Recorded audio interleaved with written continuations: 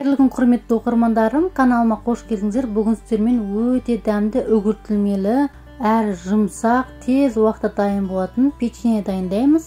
Печеньенің құрамы өте оңай, әрбір үйдің тоңазытқыштан табылатын заттарын жасалатын болады. Сондықтан видеоны соңына дейін қарап, тіркеліп, қолдап қойыңыз.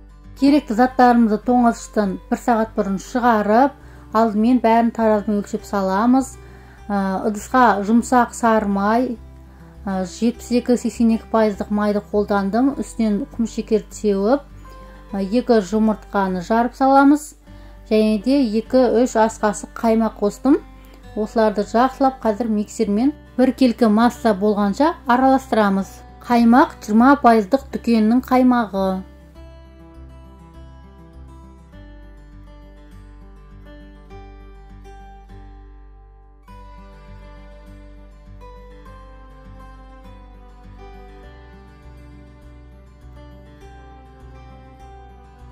Bir келкі масса болып араласқанша араластырып, енді үстінен еліктен өткізіп алған ұнымызды саламыз. Оның үстінен 1,5 шай қасық радырық етілі қостым. Осылардан жұмсақ қамыр илейміз.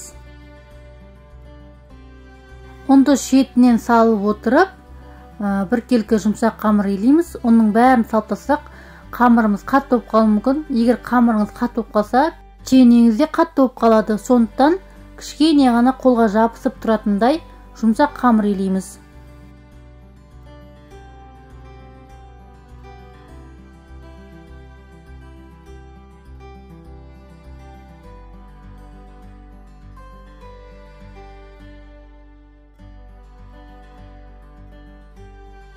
Мінекей, қолға өте жағымды жұмсақ қамыр иленді.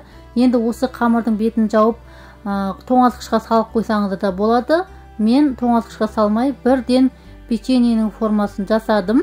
Осылай қолмен домалақтап жасасаңыздар да болады, немесе оқтаумен жайып кез келген печеньенің формасын жасасаңыздар болады.